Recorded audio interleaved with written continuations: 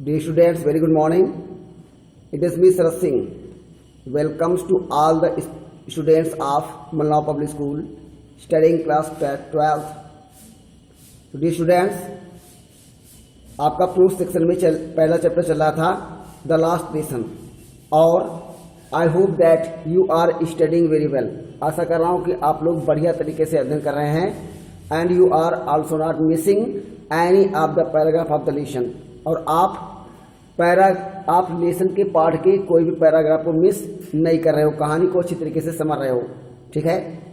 और आशा करता हूँ कि स्कूल जो है वो शीघ्र ही खुलेगा और तब हम सारे के सारे चैप्टर्स को, ठीक है, दोबारा रिवाइज करेंगे, है ना, क्लास में।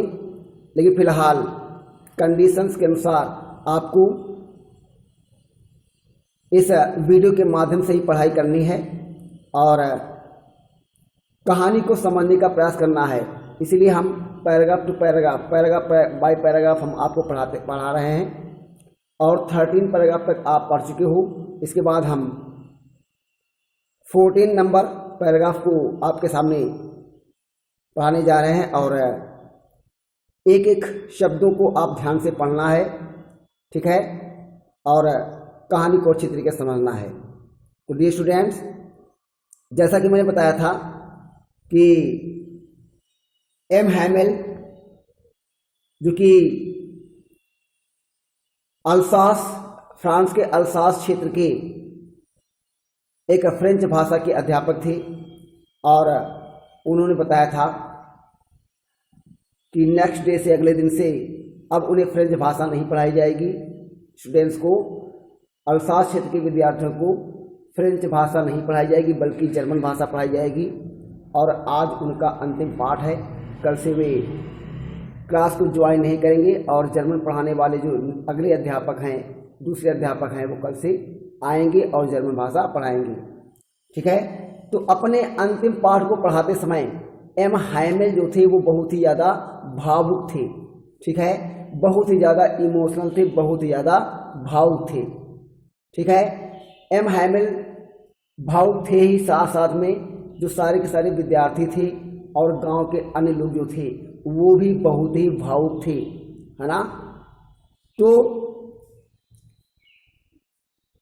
फ्रैंक जो था वो खुद भी बहुत ही भावुक था और बहुत ही ध्यान से, चूंकि एम हैमेल का वो अंतिम पाठ था इसलिए फ्रैंक जो था वो बहुत ही ध्यान से एम हैमेल की बातें को सुन रहा था। तो उसे ऐसा प्रतीत हो रहा था कि जैसे कि आज उसे एम हैमेल के द्वारा कही गई एक एक बात को बहुत ही अच्छी तरीके से समझ में आ रहा है। जो भी उन्होंने ग्रामर में पढ़ाया, ठीक है, तो फ्रेंच को ऐसा प्रतीत हुआ कि जैसे ग्रामर का उसे एक एक शब्द बहुत ही अच्छी तरीके से समझ में आ रहा है और उसे ऐसा प्रतीत हो रहा था कि इसके पहले एम हैमेल ने इससे ज़्यादा अच्छी तरीके से किसी भी पाठ का वर्णन नहीं किया है, ठीक है। और उसे ऐसा प्रतीत हुआ कि जैसे एम हैमेल जो हैं वे अपना समस्त ज्ञान एक बार में ही, है ना, विद्यार्थियों के मस्तिष्क में डाल देना चाहते हों। और इस प्रकार से बहुत ही अच्छी तरीके से एम हैमेल जो थे वो अपने पाठ का वर्णन कर रहे थे, साथ साथ में फ्रैंक जो था वो भी एम हैमेल की एक एक बात को बहुत ही ध्यान से सुन रहा था, ठीक है। तो ग्रामर पढ़ाने के पश्चात में, ठीक है, अब एम हैमेल क्या करते हैं, देख आइए जानते हैं। कह रहा है क्या, आफ्टर द ग्रामर, ठीक है, से पैराग्राफ में आते हैं, ये पैराग्राफ नंबर 14 है। कह रहा है आफ्टर द ग्रामर, तो आफ्टर माने के पश्चात, द ग्रामर माने व्याकरण की, तो आफ्टर द ग्रामर माने व्याकरण के पश्चात अर्थात व्याकरण पढ़ाने के पश्चात, we had a lesson in writing, we माने हमने, हैड माने रखा या प्राप्त किया, ए लेसन माने एक पाठ, इन माने में, राइटिंग माने लेखन, ठीक है। तो आफ्टर द ग्रामर, ग्रामर के पश्चात में, we had a lesson in writing, हमने लेखन में एक पाठ रखा अर्थात लेखन का पाठ पढ़ा, लिखने का पाठ पढ़ा अर्थात। तो after the grammar we had a lesson in writing, तो व्याकरण के पश्चात में हमने लेखन का एक पाठ प्राप्त किया, अर्थात लेखन का एक पाठ पढ़ा। That day M Hamel had new copies for us. That day माने उस दिन, एम हैमिल माने एम हैमिल, हैड माने रखते थे, तो that day M Hamel had, उस दिन एम हैमिल रखते थे, अर्थात उस दिन एम हैमिल लाए थे न्यू कॉपीज, न्यू माने नई और कॉपीज माने कापियाँ, फॉर अस माने हमारे लिए।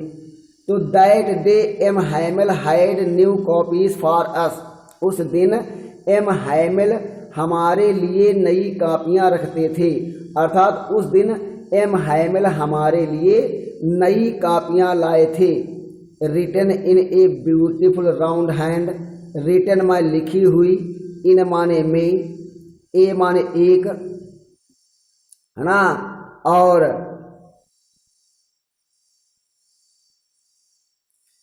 इन माने में, ए माने एक, ब्यूटीफुल माने सुंदर, और राउंड हैंड, राउंड हैंड माने बड़े बड़े अक्षरों में। राउंड हैंड माने क्या होता है, बड़े बड़े अक्षरों में, शायद आपको नीचे दिखाई पड़ रहा होगा। राउंड हैंड माने क्या होता है, लार्ज लेटर्स, बड़े बड़े अक्षर, ठीक है। तो that day M Hamel had new copies for us, उस दिन एम हैमिल हमारे लिए नई कापियाँ लाए थे। Written in a beautiful round hand, अर्थात सुंदर बड़े बड़े अक्षरों में लिखी हुई। तो उस दिन एम हैमिल हमारे लिए सुंदर और बड़े बड़े अक्षरों में लिखी हुई नई कापियाँ लाए थे। और उन कापियों में क्या लिखा हुआ था, फ्रांस, ठीक है, अल्सास, फ्रांस अल्सास, ये लिखा हुआ था, फ्रांस अल्सास, फ्रांस अल्सास, ठीक है। तो that day M Hamel had new copies for us, उस दिन एम हैमिल हमारे लिए नई कापियाँ लाए थे। Written in a beautiful round hand, सुंदर बड़े बड़े अक्षरों में लिखी हुई, फ्रांस अल्सास, फ्रांस अल्सास, जिसमें फ्रांस अल्सास, फ्रांस अल्सास लिखा हुआ था, है ना।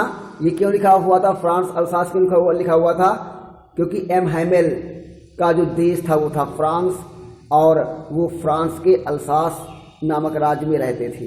तो इसलिए जिसे हम लोग रहते हैं भारत में, उत्तर प्रदेश में रहते हैं, ठीक है, तो वैसे ही वो फ्रांस देश में अल्सास राज्य में रहते थे।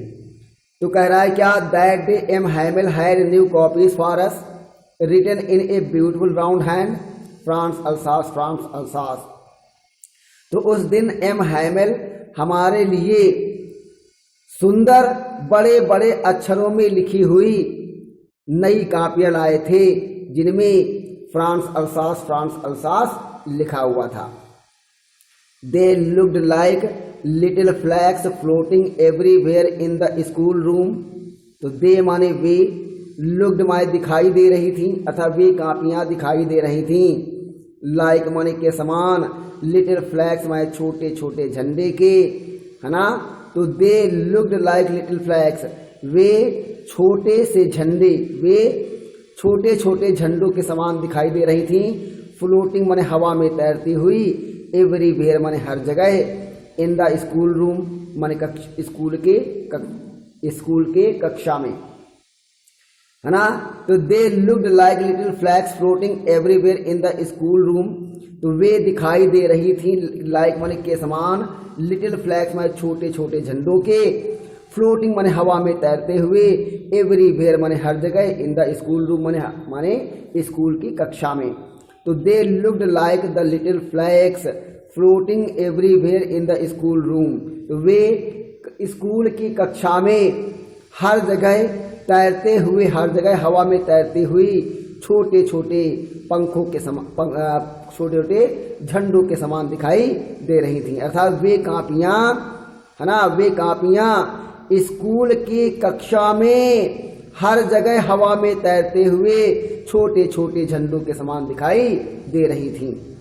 हंग from the rod at the top of our desk, hung माने लटकी हुई, फ्रॉम माने से, द रॉड माने डंडे से, लोहे के डंडे से, एट द टॉप माने माने चोटी पर, ऑफ आवर डेस्क माने हमारी मेजों की, है ना। Hung from the rod at the desk of our desk, ठीक है, जो कि हमारी मेज की चोटी पर, मतलब मेज की सबसे ऊंचाई पर, जो कि हमारी मेज की चोटी पर था, हमारे मेज की सबसे ऊंचाई पर एक लोहे के डंडे से लटके हुए थे। कौन लटके हुए थे? झंडों की बात कर रहा है। तो कह रहा है दे looked like little flags floating everywhere in the school room. तो वे कापियां स्कूल के कमरे में, स्कूल की कक्षा में हर जगह हवा में तैरते हुए छोटे छोटे झंडों के समान दिखाई दे रही थीं। Hung from the rod at the top of our desk, जो हमारी मेजों की चोटी पर, जो हमारे मेजों की चोटी पर, जो हमारी मेजों की सबसे ऊंचाई पर एक लोहे के डंडे से लटक रहे थे। You are to have seen how every one set to work. You माने आपको, आपको, आर टू हैव सीन मैं देखना चाहिए था, ठीक है। तो you are to have seen, आपको देखना चाहिए था, चाहिए। How every one set to work, how माने किस प्रकार से, एवरी वन माने हर कोई, सेट माने लगा हुआ था, टू वर्क माने काम करने में, ठीक है। कह रहा है क्या? You are to have seen, आपको देखना चाहिए। हाउ एवरी वन, कि किस प्रकार से हर कोई, सेट टू वर्क माने काम में लगा हुआ था, अर्थात लिखने के काम में लगा हुआ था। एंड वही, चूंकि वो लेखन की पुस्तकाएं लाए थे, लेखन की कापियां लाए थे, जिसमें वो राइटिंग करवा रहे थे, लिखने का काम करवा रहे थे, है ना। और हर किसी को उन्होंने लिखने का काम दिया था, और हर कोई अपने अपने लिखने के, उन कापियों पर जो एम हैमिल लाए थे, नई कापियां लाए थे, उन पर हर कोई लिखने के काम में लगा हुआ था। तो वही कह रहा है कि you are to have seen, आपको देखना चाहिए। How every one set to work, कि किस प्रकार से हर कोई काम करने में लगा हुआ था, अर्थात उन कापियों पर लिखने में लगा हुआ था। And how quiet it was, and माने और, हाउ माने कितना, कितनी, क्वाइट माने शांति, इट वाज माने थी, and how quiet it was, और कितनी शांति थी। आपको देखना चाहिए कि किस प्रकार से हर कोई काम में लगा हुआ था, अर्थात उन नई कापियों पर लिखने के काम में लगा हुआ था। And how quiet it was, और कितनी शांति थी। The only sound was the scratching of the pens over the paper. The only माने केवल, साउंड माने आवाज, वाज माने आ रही थी, द स्क्रैचिंग माने खींचने की, है ना, ऑफ द पेन्स माने कलमों के, ओवर द पेपर माने कागज के ऊपर। तो the only sound was the scratching of the pens over the paper, ठीक है। तो केवल आवाजें आ रही थीं खींचने के कलमों के माने कागजों पर। तो केवल आवाजें कागजों पर पेन के चलाने की आ रही थी, पेन के खींचने के था, पेन की चलाने की आ रही थी। अर्थात जो केवल आवाज उत्पन्न हो रही थी क्लास में, वो केवल कागज पर कलमों को चलाने की आवाजें थी, कलमों को खींचने की आवाजें थी। अर्थात केवल पेपर पर, केवल कागज पर कलमों के चलाने की ही आवाज आ रही थी। इसके अलावा क्लास में कोई भी आवाज सुनाई नहीं पड़ रही थी, इतनी ज्यादा शांति थी। लिखा वंस सम बीटल्स फ्लेव इन। वंस माने एक बार, सम माने कुछ, और बीटल्स, वैसे तो बीटल माने क्या होता है? गुबरैले, ठीक है, क्या होता है भैया? लेकिन यहाँ पर वैसे क्या होता है? गुबरैले, अर्थात जो गोबर में जो कीड़े होते हैं, जो गोल गोल गोबर का बना करके लुढ़का करके ले जाते हैं, हमने देखा हुआ बरसात में, है ना, उन्हें कहते हैं बीटल्स। लेकिन यहाँ पर हम बीटल्स नहीं कहेंगे, यहाँ पर हम कहेंगे भंवरे। यहाँ पर क्या कहेंगे हम? यहाँ पर बीटल्स का मतलब क्या है? भंवरे, ठीक है, आप समझ लीजिएगा। बीटल्स का अर्थ आप गुबरैले मत लगाना, यहाँ पर बीटल्स का अर्थ है भंवरे, ठीक है। तो वंस माने एक बार, सम बीटल्स माने कुछ भंवरे, फ्लीव माने उड़े, और इन माने अंदर, ठीक है। तो फ्लीव इन मतलब उड़ करके अंदर आए। तो वंस माने एक बार, सम बीटल्स फ्लीव इन, कुछ भंवरे उड़ करके अंदर आए। कहाँ अंदर आए? कक्षा में लिखते समय, जब सब लोग लिख रहे थे उन नई कापियों पर, तो उस समय एक बार कुछ भंवरे जो थे वो उड़ते हुए कक्षा के अंदर प्रवेश कर गए। तो कह रहा है क्या, वंस सम बीटल्स फ्लेव इन, एक बार कुछ भंवरे उड़ते हुए अंदर आए। But nobody paid any attention to them, but my लेकिन नो बडी माने किसी ने भी नहीं, पेड माने चुकाया दिया, एनी अटेंशन माने कोई भी ध्यान, टू देम माने उन पर। But nobody paid any attention to them, लेकिन किसी ने भी उन पर कोई भी ध्यान नहीं दिया। बट माय लेकिन नो बडी माने किसी ने भी नहीं, पेड अटेंशन माने ध्यान दिया, है ना, और पेड एनी अटेंशन माने कोई ध्यान नहीं दिया, टू देम माने उन पर। तो but nobody paid any attention to them, लेकिन किसी ने भी उन पर कोई ध्यान नहीं दिया। Not even the littlest ones, है ना, नॉट माने नहीं, इवन माने भी, द लिटलेस्ट माने तनिक सा भी, not even the littlest ones, है ना, किसी ने भी तनिक सा भी ध्यान नहीं दिया। तो but nobody paid any attention to them, लेकिन किसी ने भी उन पर कोई ध्यान नहीं दिया। Not even the littlest one, तनिक सा भी ध्यान नहीं दिया। Who word ride on tracing their fish books, है ना। तो क्या कह रहा है भैया, तो हु माने जो, वर्ड माने काम कर रहे थे, राइट माने पर, राइट माने ठीक ठीक, ऑन माने पर, ट्रेसिंग दियर फिश बुक्स माने ट्रेसिंग माने काम माने खींचते हुए, दियर फिश बुक्स माने अपनी फिश बुक्स अर्थात मछली छपी हुई किताबों पर। आपने देखा हो कापियों पर, कुछ कापियों के ऊपर जो पहला पेज होता है उसमें कुछ चित्र बने होते हैं। तो वही बात कर रहा है कि who word write on tracing their fish books, जो अपनी फिश बुक्स पर लिखने के लिए काम कर रहे थे। As if that was French too, as if माने मानो, दैट माने वो,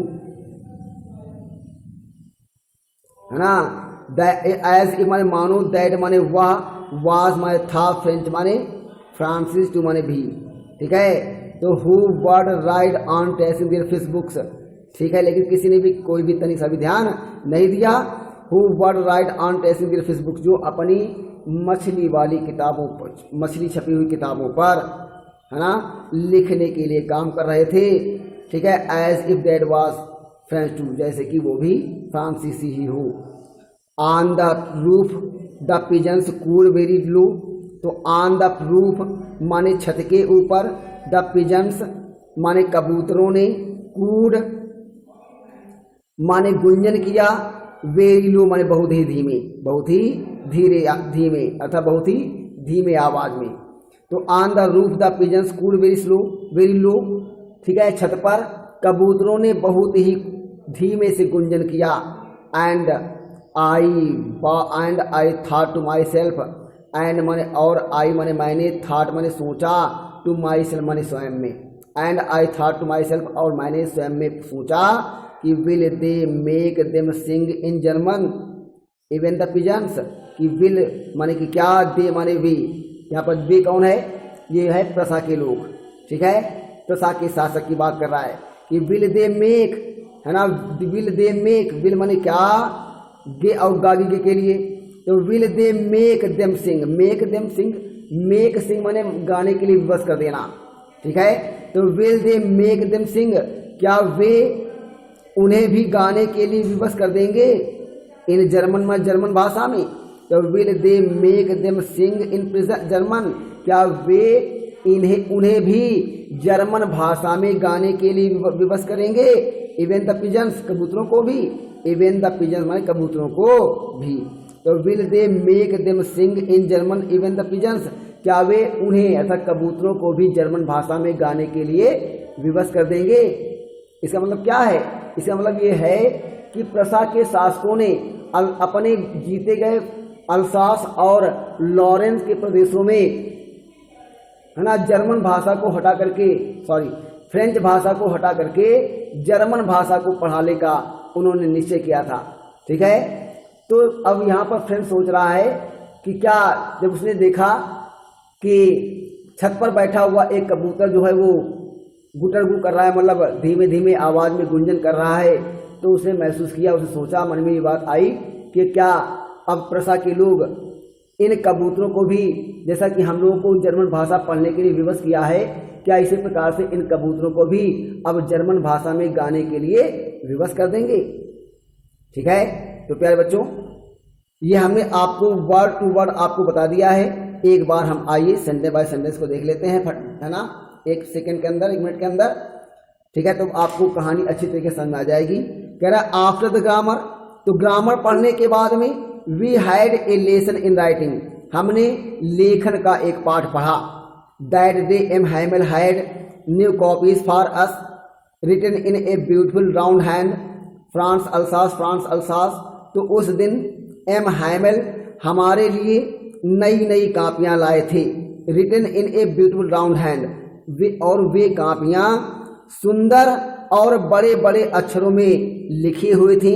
France Alsace, France Alsace, France Alsace और फ्रांस अल्सास, अर्थात और वे कापियाँ फ्रांस अल्सास, फ्रांस अल्सास जैसे शब्दों से सुंदर और बड़े बड़े अक्षरों में लिखी हुई थी। दे looked like little flags floating everywhere in the school room, और वे अर्थात ये कापियाँ स्कूल के कक्षा में हर जगह हवा में तैरते हुए छोटे छोटे झंडों के समान दिखाई दे रही थीं।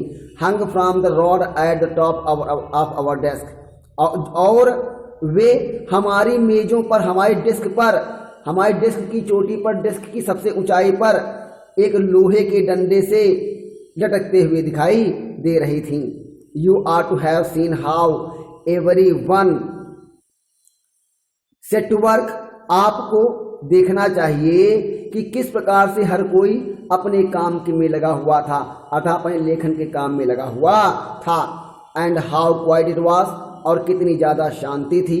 The only sound was the scratching of the pens over the paper, और जो केवल आवाज़ें आ रही थीं वो कागज़ पर पेन के चलाने की ही आवाज़ें आ रही थीं, अर्थात केवल कागज़ पर पेन की चलाने की आवाज़ें ही आ रही थीं, इसके अलावा क्लास में कोई आवाज़ नहीं आ रही थी।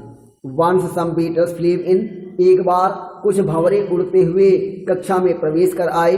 But nobody paid any attention to them, लेकिन किसी ने भी उन पर कोई ध्यान नहीं दिया। Not even the littlest ones, है ना, not even the littlest ones, किसी ने तनिक सा भी ध्यान नहीं दिया, है ना, मतलब सबसे छोटे वाले बच्चों ने भी तनिक सा भी ध्यान नहीं दिया। Who would write on testing their fish books, अर्थात जो कक्षा में द लिटलेस्ट वंस थे, जो सबसे छोटे बच्चे थे, उन्होंने भी तनिक सा भी ध्यान नहीं दिया, है ना। क्योंकि जानते हो जो छोटे छोटे बच्चे, बहुत छोटे बच्चे होते हैं, वो भंवरे हैं, तितलियां हैं, इनसे ज़्यादा जल्दी आकर्षित हो जाते हैं, है ना। लेकिन उस दिन क्या हुआ, but nobody paid any attention to them, लेकिन किसी ने भी उन पर, अर्थात उन भंवरों पर, उन गुंजन करते हुए भंवरों पर किसी ने भी कोई ध्यान नहीं दिया। Not even the littlest ones, है ना, और यहाँ तक कि सबसे छोटे वाले बच्चों ने भी तनिक सा भी ध्यान नहीं दिया। Who would write on testing their fish books, जो अपनी मछली वाली किताबों पर, मछली छपी हुई किताबों पर, है ना, लिखने के लिए कार्य कर रहे थे। क्योंकि आप जानते हैं छोटे बच्चे जो होते हैं, उनकी किताबों में बहुत सारे रंग बिरंगी विभिन्न प्रकार के फूल और मछलियाँ, और मतलब जैसे जीव जंतु जो हैं वो बने होते हैं, जिनको ट्रेस करने के लिए उनको दी जाती हैं। ठीक है, मतलब जिस पर दोहराने के लिए उन्हें दी जाती हैं, है ना। तो वही बात कर रहा है कि not even the littlest ones, class में सबसे छोटे वाले बच्चों ने भी कोई ध्यान नहीं दिया।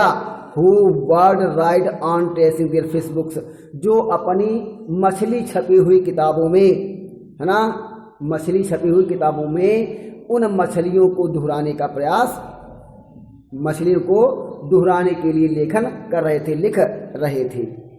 As if that was French too, है ना, ऐसा प्रतीत हो रहा था कि जैसे वे भी फ्रेंच हों अर्थात फ्रांसीसी हों।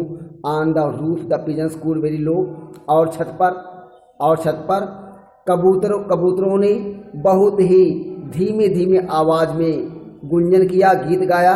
And I thought to myself, और मैंने स्वयं से में सोचा कि will they make them sing in German even the pigeons, कि क्या वे कबूतरों को भी जर्मन भाषा में गीत गाने के लिए विवश करेंगे। ओके, तो स्टूडेंट्स उम्मीद करता हूँ कि आपको पूरा ये वाला पैराग्राफ आपको समझ में आ गया होगा, और इसके बाद में कुछ थोड़ा सा कहानी और बची है, वो हम आपको अपने अगले वाले वीडियो में बताएंगे। तब तक के लिए गुड बाय।